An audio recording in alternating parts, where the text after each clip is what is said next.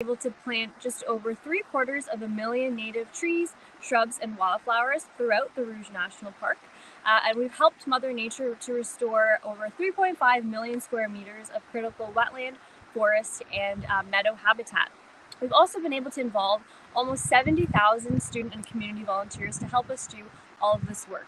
So just before we dive into the presentation, I would just like to take a moment to show our respect for the Indigenous peoples who took care of this land for thousands of years. The lands of the Rouge River Watershed and the Rouge National Park are part of the traditional territories of several First Nations, including the Huron-Wendat, the Mississaugas of the Credit, the Haudenosaunee, and the Anishinaabe. So without further ado, I will pass it over to Jim, who will lead you into our wildflower walk. Hi guys, thanks for joining us today on this beautiful bluebird sky day in the Rouge River Watershed and part of the Rouge National Park. The first flower we're going to look at today is a vernal herb, and the vernal means spring, and what these wildflowers do is they have a strategy, and the strategy is they need sunlight, so they try to come out just a bit before the leaves come on all the hardwood trees, the maple trees and the beech trees that dominate this area. And so about the first week of May, their heads come through the forest floor, and that's why you should stay on the trails, because it's really hard to see all of them. They're just poking their heads through the leaves, and you could step on them if you go off the trail. So the little flowers come up, and the leaves are gathering the energy they need to make sugars through photosynthesis and to restore their energy reserves. And they only have about a 5 or 6 week period from the first week of May till about the first or second week of June. By then, the leaves on the trees are taking most of the sunlight. And so once they've gathered the energy while the leaves of the trees are still small and the sunlight's coming through, they kind of go to sleep now for another year, and with all their energy reserves stored up. So the first one we're going to look at today is called sharp-lobed Hepatica. Now Hepatica is a Latin word for liver, and your liver has 3 sort of lobes, and I guess that's why they named it, because the leaves of this little flower have 3 lobes. And Tivy is going to go down and take a look at it for you so you can see it. So you can see the 3 lobes of the leaves. You can also see the kind of reddish brownish color, which the liver is also a reddish brownish. And you can see beautiful little fur on the stems of the leaves. They have beautiful hairy little stems of the leaves. And you can see the flowers are beautiful white with some pink stripes. There's also a round-lobed Hepatica that we can find in the Rouge also. So that's this one's the sharp-lobed Hepatica. It has pointed ends to the leaves, and it's beautiful white flowers. I think the round-lobed Hepatica has mauve or pinkish flowers. So over here, we have another beautiful little wildflower. These are quite common, but they're so beautiful. They're called violet. I'm not sure if you call it a blue violet, because violet's kind of a purpley color, but this is a violet, and the leaves on the violet are sort of a bit heart-shaped, and the flowers are sort of 4 or 5 sort of main petals, and then they have little yellow stamens, the center part, and they pop up everywhere, and they're really pretty. I'm going to walk for a little bit, see what else we can find.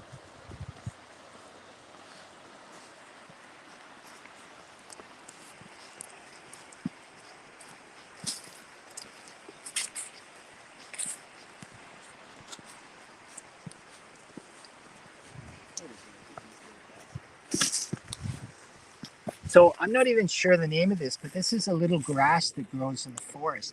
And grasses don't have the showy flowers that you find in sort of things like trilliums and other things, but they do have little flowers, and they will produce a little bit of pollen, and some insects might use them. So this is a little spring vernal grass growing in the forest. Quite pretty.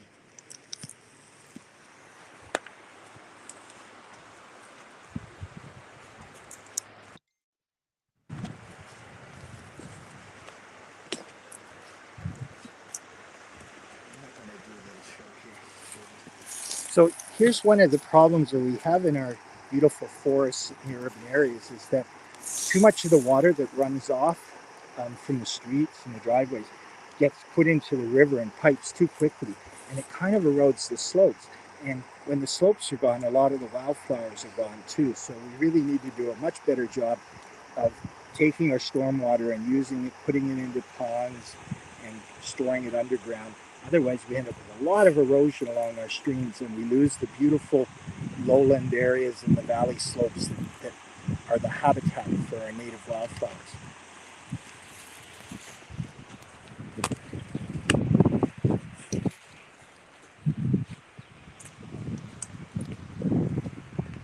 So here we have a beautiful bloodroot. So bloodroot's very good. It produces a red sort of a liquid from its stem, and you shouldn't pick native wildflowers because it can really harm them because they only store their energy for a short period. But this is the bloodroot, and you can see its leaf looks almost like a fig leaf, a small fig leaf, and has the beautiful white petals and the yellow stamens in the center. And bloodroot comes up for a very short period. As soon as it gets windy, the petals blow away. And that leaf, that fig-shaped leaf, when the petals were first there, it was cupped around it to protect it and keep it warmer, sort of almost like a wind block. And native people use the bloodroot juices. They could use it to paint their face or whatever they wanted to do for ceremonies or weddings or whatever, or even war paint, I guess. And so the juices of the bloodroot stain your skin a reddish color. That's called bloodroot.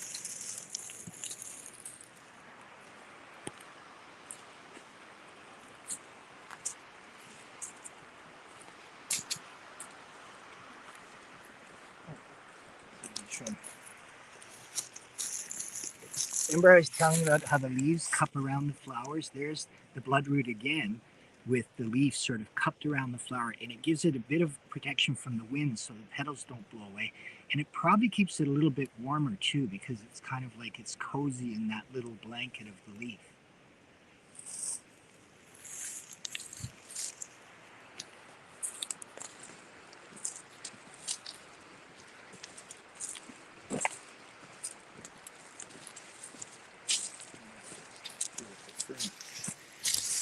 So ferns are very primitive plants, been around for a long time. The Carboniferous period, when there were large deposits of coal were being put down, there were ferns the size of trees, and they would grow up and die each year, and then they'd leave all this organic matter that eventually would be compressed under rocks and made into coal. So these are the modern ferns, and these ones are called ostrich ferns. But if you see how they're rolled up at the end, some people call them fiddleheads because if you've ever looked at a violin or a fiddle, the design of the head of the violin or fiddle usually has a circular, sort of like a snail-shaped pattern in the head of the violin. This has a similar shape, and they call them fiddleheads. And in some parts of the country, you don't want to do it near urban areas because they would disappear so fast. But some people pick them when they're a little smaller than this, when they're still curled up, and they fry them up in butter, and they're supposed to be really tasty. You also don't want to eat too many too because apparently they have some chemicals in them that aren't too healthy if you eat too many. But this is the ostrich fern. It also, when it's big, it's like 4 feet tall or a meter tall, and it looks kind of like a big ostrich feather. So they call it the ostrich fern, and some people call it fiddlehead for when it's very small and curled up.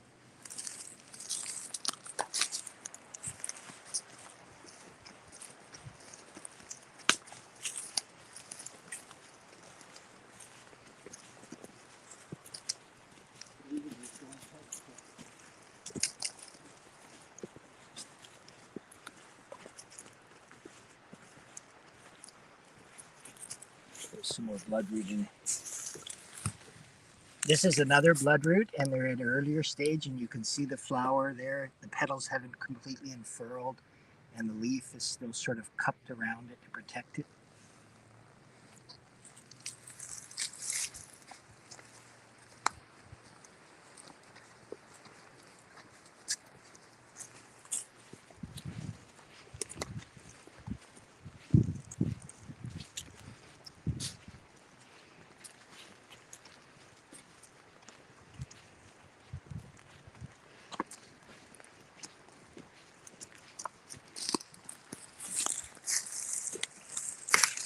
This plant has big leaves, sort of like an umbrella, and it's called mayapple. And let's see if we gently lift up the leaf.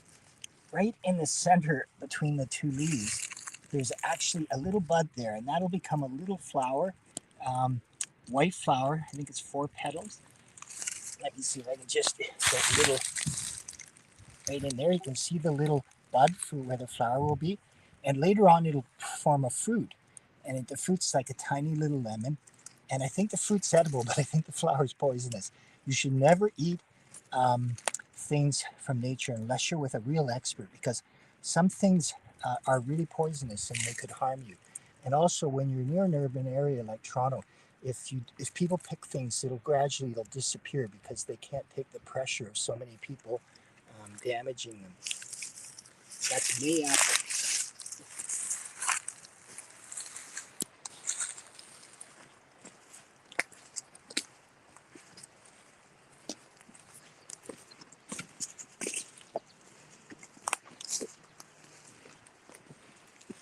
Can you do a sound check, Jesse? Is the sound okay? Jesse, can you hear us okay? Oh yeah, you're perfect, guys. It's been fantastic.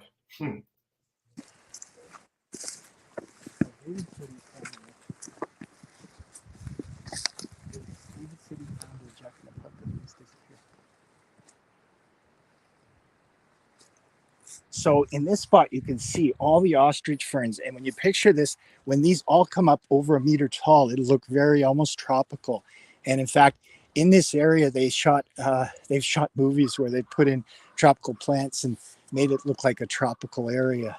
I think Relic Hunter was probably not on anymore, but Tia Carrere, I think, was in that. And it was kind of a story about an adventurous archaeologist. And they used to shoot some of their scenes in here, and they pretended it was like in the Caribbean or somewhere in Central America where there was tropical forest. But that's the ostrich ferns. They're just coming up now, but eventually they'll be over 1 meter. In some areas, they're almost 1.5 meters, 2 meters tall.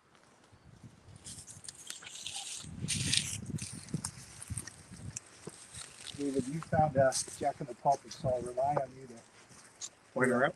direct me when we get there.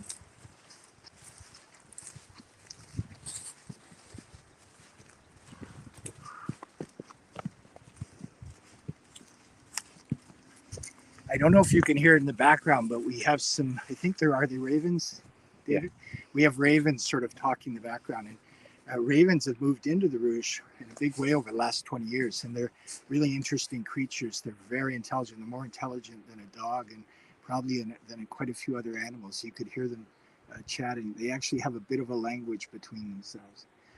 I see some wild ginger here. Now, when you're out, you really want to stay on the path. Tivia will take you a little off the path here just to see wild ginger.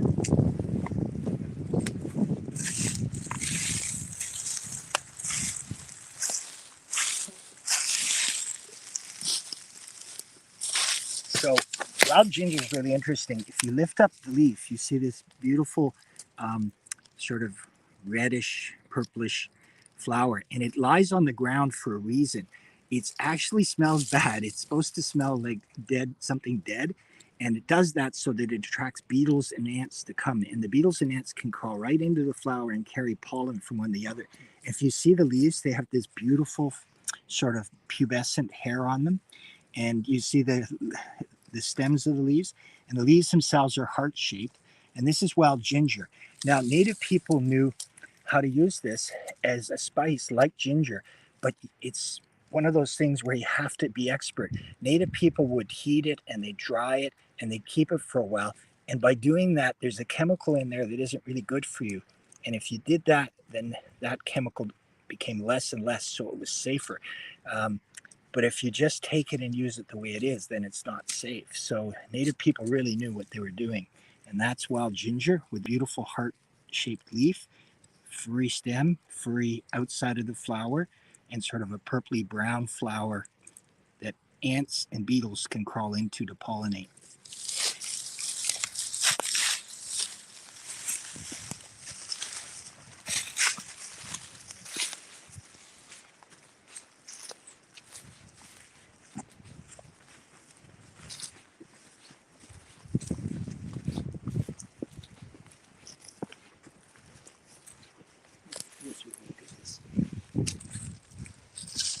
I don't think this is a little shrub, and I don't think it's actually flowering yet, but this is a wild currant. And they produce a little tiny berry. If you've ever had Ribena juice, I think it's made with black currants. They're sort of a farm sort of variety of the currant that's grown. And these are the little wild currants. They're very tiny. They have a little yellow flower a little bit later. And of course, the bees like them and the birds like the berries. The bees like the flowers and the birds like the berries.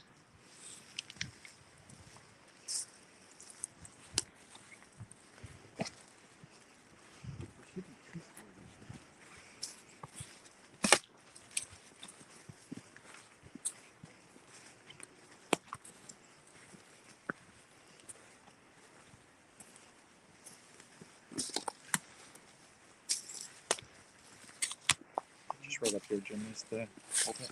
Okay, and the toothwort is, let's see, oh, there it is over there. So this little flower with the three leaflets is called toothwort.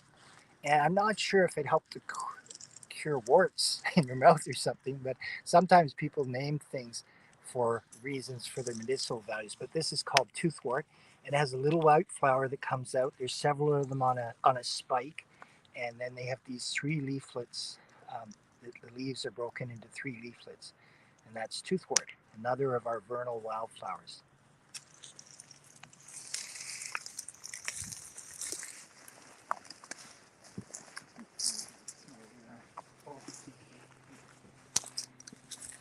Thank you. So this is a really miniature. Oh, there, Timmy, over there.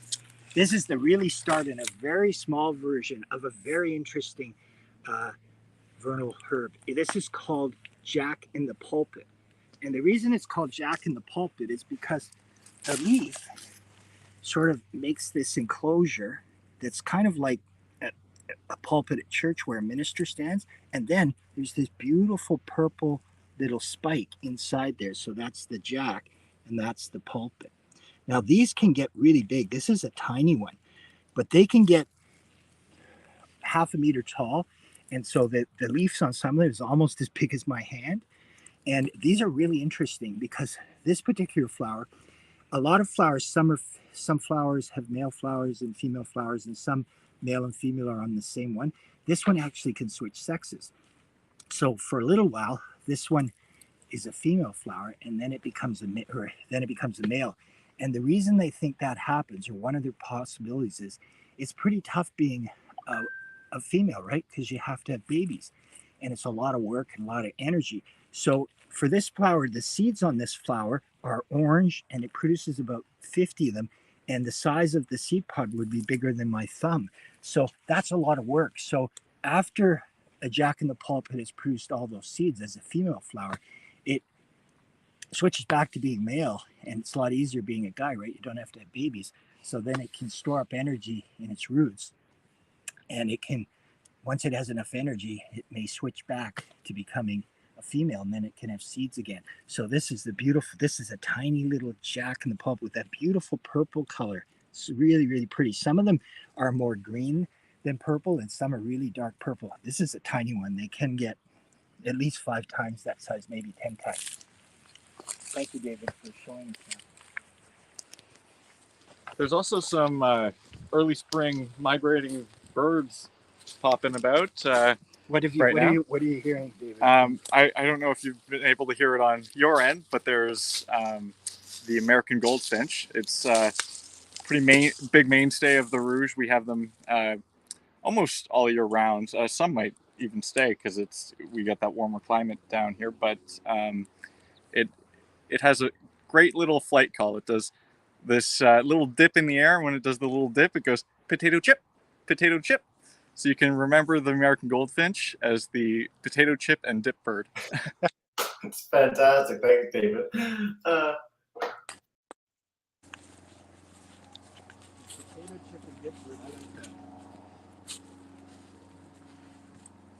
There's another toothwort. So this is just another toothwort, and the leaves you can see are a little different on this one. They're quite thin. Oh, here they are. Right here. These ones are really good. So these are a really good shot of the tooth wort with the leaves. And you notice there is a difference between them. Sometimes you have genetic variability. Just like people, we all look a little bit different. Within plants and trees and that, you can get slight differences in the way they look.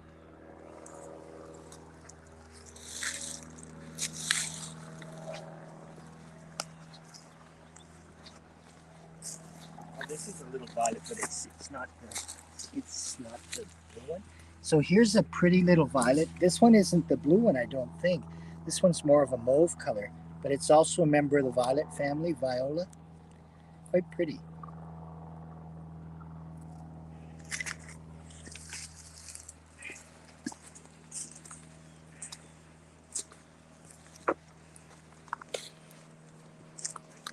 So for the next little bit, we'll be going through a cedar forest, an evergreen forest, and it is so shaded here and it's so cool.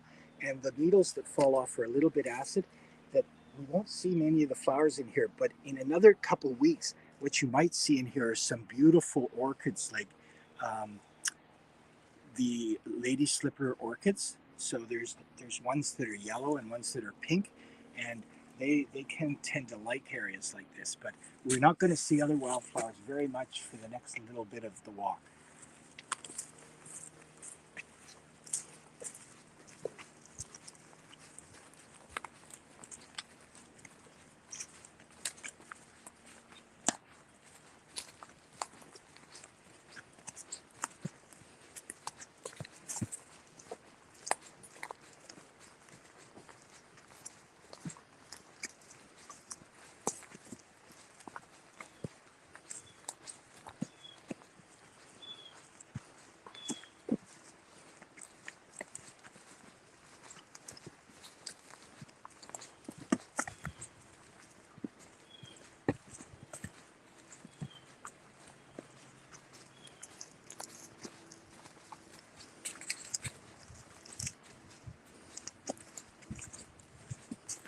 Is that a blue jay, David, we hear? Yeah. Yeah.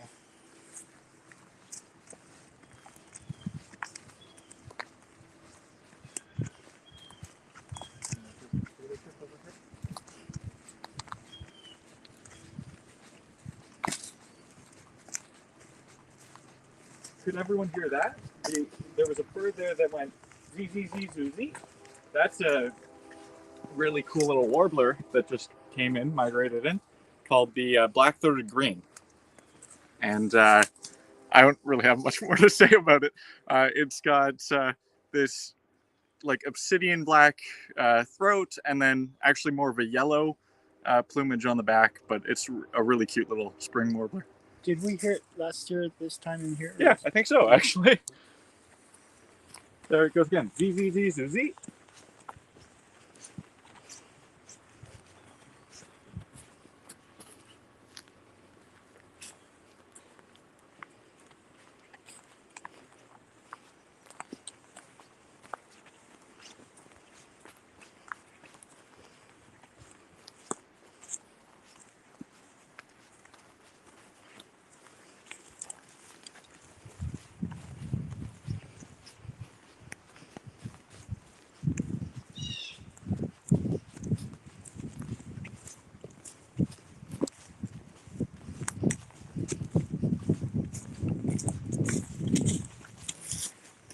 I can't pass this tree without giving you a hug. This is a beautiful cedar tree. And on the west coast of Canada and British Columbia, the western red cedar can grow to be 3 meters in diameter, and native people used ones that were maybe a meter in diameter to build big, huge dugout canoes that they could put 8 or 10 people in at a time, these huge canoes. This is our eastern white cedar, and it doesn't grow quite as big. It'll get maybe a meter in diameter, but the little leaves on it, native people used to make a tea that was good for vitamin C, and it was good for if you had a cold or a cough or something like that. And it's just such a lovely tree, the eastern white cedar, with this beautiful strippy bark and these beautiful, beautiful soft green. It's an evergreen tree, or the name we call them is coniferous, and that literally means trees with cones. So coniferous or coniferous, whatever you like. I call them coniferous sometimes because it reminds people they produce cones.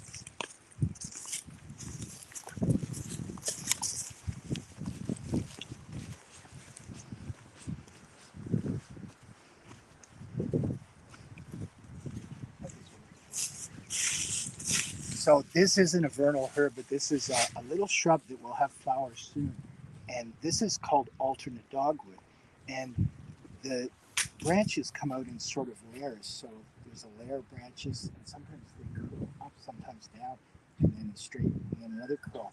And they're called the pagoda dogwood in Asia because if you know what pagoda's roots are, they're like this, and then another one like this. So these dogwoods, sometimes the branches go that from snow, and they have that beautiful. These produce a beautiful flower too. It'll come out probably in another, I think probably another three weeks.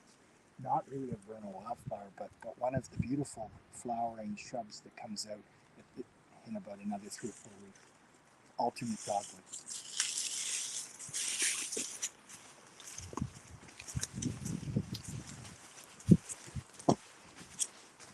Oh, there's one here. So this little plant, I believe, is called twisted stalk. Do you notice how the stalk kind of twists a bit? And it will have a little yellow flower in the axil or the joint where the leaf joins the stem in about another week or two. And then it'll have a little red berry that comes out later on. And it's a very delicate, beautiful little wildflower that comes out in the spring. And I think it's called twisted stem.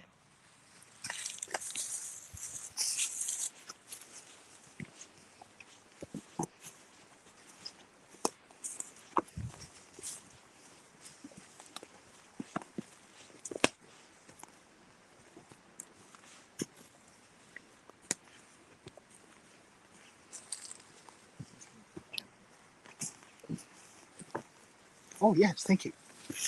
So this one has a very simple flower, and this is called blue cohosh, and this is one of those poisonous ones. Now, native people knew how to use parts of it for medicinal purposes, but it can actually be poisonous. And it has a bluish green purplish stem and a little tiny yellowish flower.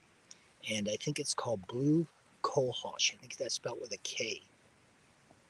Thank you, David.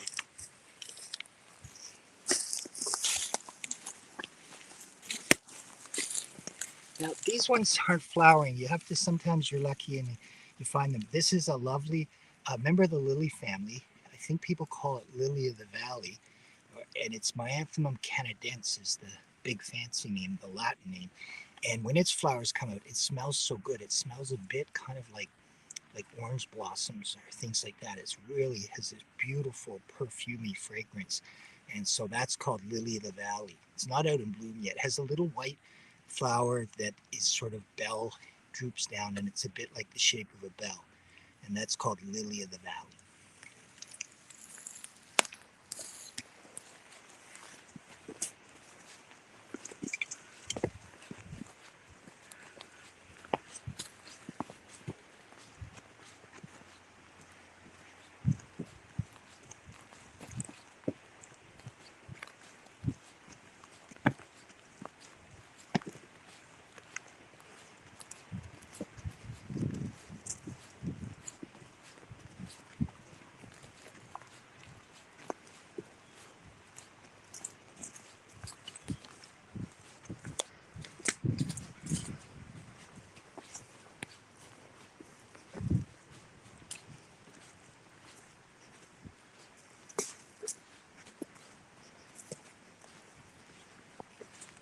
There's the red trillium here, Jim. Oh, yeah. Thank you. Ooh, how exciting! Our political flower. So, this is a trillium, and tri means 3, TRI. So this is a red trillium. We have 4 or 5 varieties, at least in Ontario. We have the red trillium, which is this one. We have the white trillium. We have the painted trillium and the nodding trillium. And I think we probably have a few others. But so notice 3 leaves, 3 red petals. And this is a beautiful little red trillium. These are actually quite small, and in some sites, this one's only about maybe 10 centimeters tall. On some sites, you can find them 25, 30 centimeters tall. and quite a bit bigger than this. This is a red trillium. Beautiful.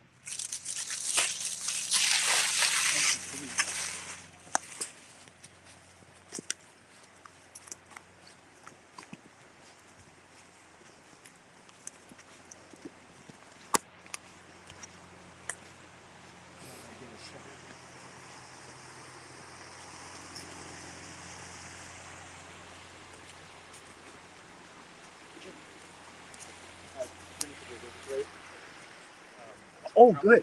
Oh, great. I hadn't found one of those.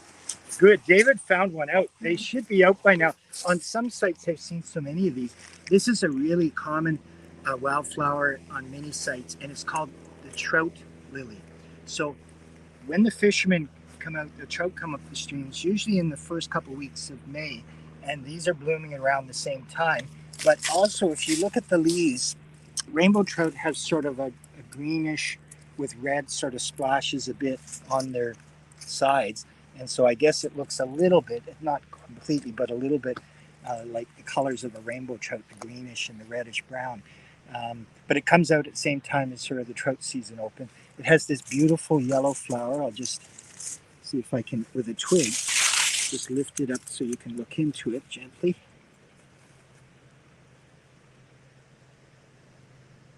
And it's called Trout Lily.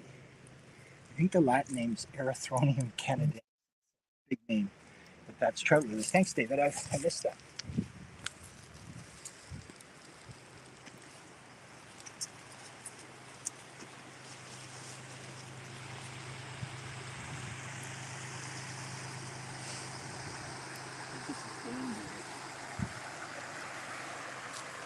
So this one is just coming out. I believe it's Beanberry. So it'll have a little flower.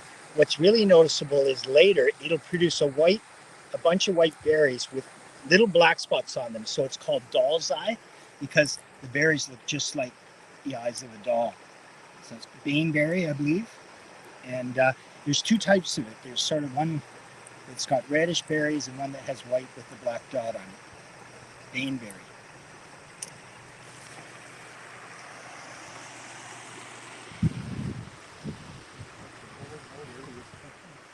I wanted that one. Oh, here's a little yellow violet. So we've seen the sort of the bluish purple violet. We've seen the kind of a light bluish white violet, and now we've seen a yellow violet. I'm looking for white trillium now. We've passed a couple closed ones. Yeah, there was some on here somewhere. Do you remember? Yeah, it was just up to the left.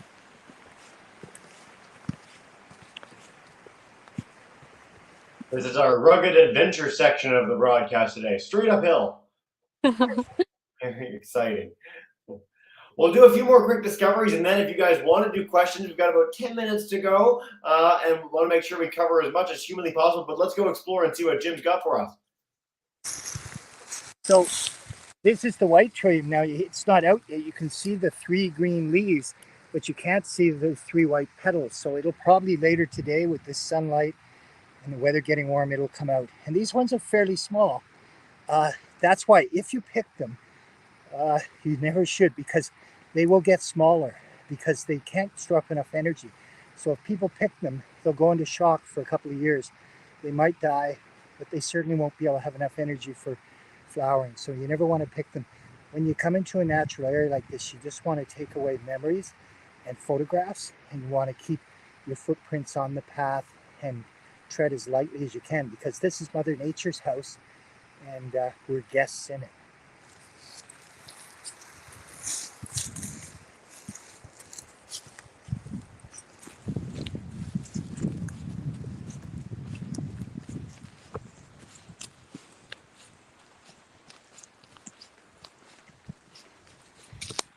Oh, here.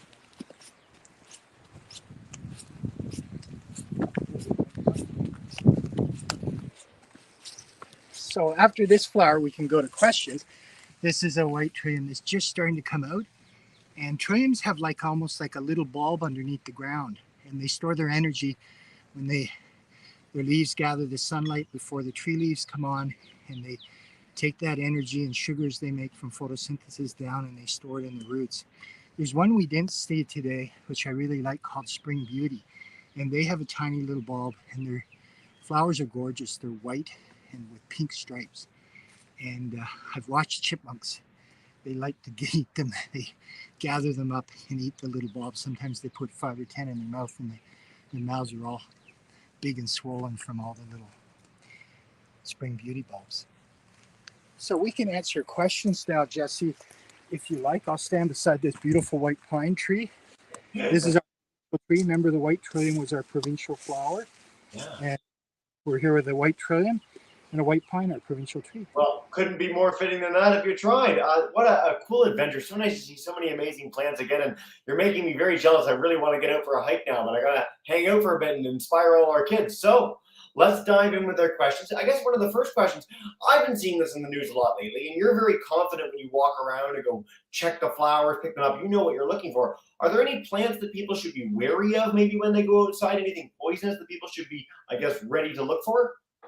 Yes, so one of the other good reasons to stay on the paths when you're out is plants like poison ivy often grow just off the path. And poison ivy, there's a little lyric you can use, leaves of 3 let me be. So they're not quite out yet, but usually they're a little shrub. There's a tiny little sort of maybe 1 foot tall stick or shoot that comes up. Then it'll have a bunch of groups of 3 leaves, and it really causes a bad rash for about maybe 40% of the people who are allergic to it, like me. If it touches your skin, it has a little bit of a oily chemical substance that'll give you these red, really scratchy, itchy, hence the name. Poison ivy is itchy. It'll give you these rash on your body that you really have to go and get some, you have to go to your doctor or someone to get something to put on it to keep it from all blistering and getting worse. So stay on the trail. So that's one thing. There's also, some of it's overhyped a little bit, but there is a huge plant in the Rouge, about 2 meters tall, called giant hogweed. And giant hogweed, the sap on it, if you get some on you, once the sunlight hits that sap, it'll really burn your skin and it'll leave you with a nasty burn, and that's called giant hogweed.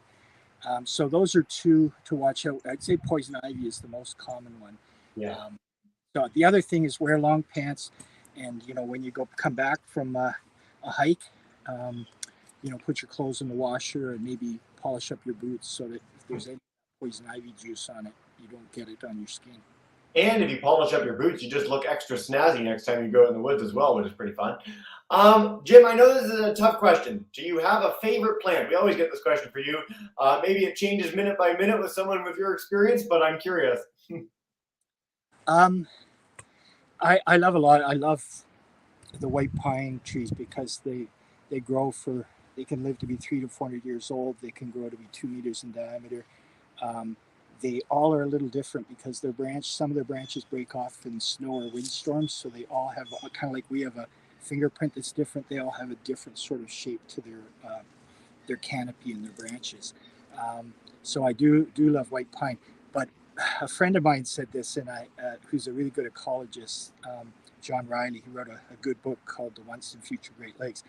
And when they asked him about his favorites, he basically said, what I'm most interested is when all the species that belong in a place are there, I get a sense of integrity. I get a sense that this place is healthy, that it's whole.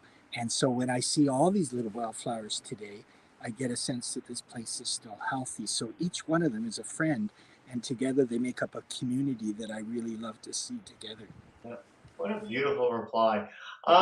Jim, you have all this experience. You've been in these woods for many, many years now. For someone who's completely new to the Rouge Valley, to anywhere they might be exploring on this planet, is there a way you can recommend for how people can get sort of the base knowledge of what might live near them? Well, there's lots of good books out there. I mean, watching Explore by the Seat of Your Pants is a great educational opportunity to see a lot of places and learn. There are a lot of good books out there you can get, like handbooks, the Flora of Southern Ontario or the Wildflowers of Southern Ontario. There are societies like the Canadian Wildflower Society, which produces publications and magazines that come out and tell you about it. So there are a lot of resources there. I go online quite a bit too now and look at things and explore online to see good sites like Canadian Wildflower Society or the Ministry of Natural Resources and Forests. There's a lot of good stuff online. Fantastic. One thing we've been talking about all May long, because this is our backyard bio extravaganza. We've got classes all over the world going out exploring wildlife just like you did today. The iNaturalist and Seek apps. If you have your phone and you see a plant, you have no idea what it is, you take a picture of it with that phone, with the iNaturalist app, and it'll tell you what that is. It'll tell you its natural history, where it's been found around the world, give you the chance to connect with other naturalists that are keen like you. So it's a really special way of learning about some of those amazing creatures. So again, iNaturalist Seek for people that are interested. I really encourage our group to check that out today. Jim, time flies and you're having fun. We got time for one more question with you. How does someone get your job? So if someone wanted to start from scratch, we got kids in our classes today, end up like you getting the chance to share this enthusiasm and love for nature, what would they have to do? Well, my background is in environmental studies and forest ecology at the University of Toronto, so I have degrees from there. But really, it was as a volunteer. I began volunteering with a group called Save the Rouge Valley System, and I met this amazing woman who's now passed away, Lois James, and I was always loved nature, but Lois taught me that just looking at nature and enjoying it isn't enough. We have to go out and protect it. And so I've worked the last 34 years with many like-thinking people on the creation of the Rouge National Park. And so you get a good education, in biology and ecology and science, and then volunteer with naturalist groups and watershed groups and people that are doing ecological restoration. And most of the knowledge I have actually didn't come from my university education. It came from taking walks with naturalists, fellow naturalists, people older than me who had taken their knowledge and applied it. And so a lot of it comes from just sharing with friends and experts, going on nature walks and being participated in volunteer events where like-minded people will teach you, just like David is telling us about the birds in the area. And I'm not an expert, or David is, and Tivia will teach me things. So the people that you surround yourself with, friends, that'll help you to grow in your career path to develop. That's a beautiful, beautiful message. And it's really amazing how no matter what the speakers we have on this program do, volunteering, just getting involved, if you're passionate about something, whether that's oceans or space or getting out in nature, find people that are doing that, go work with them. It's such a valuable message. So thank you so much for that.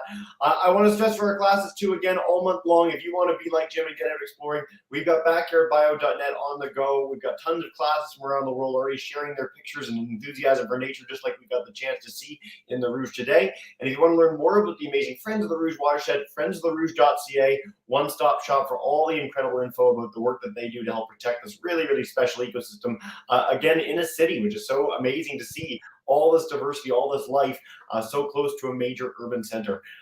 Jim, is there a last message for us you want to wrap up with before we end the broadcast today?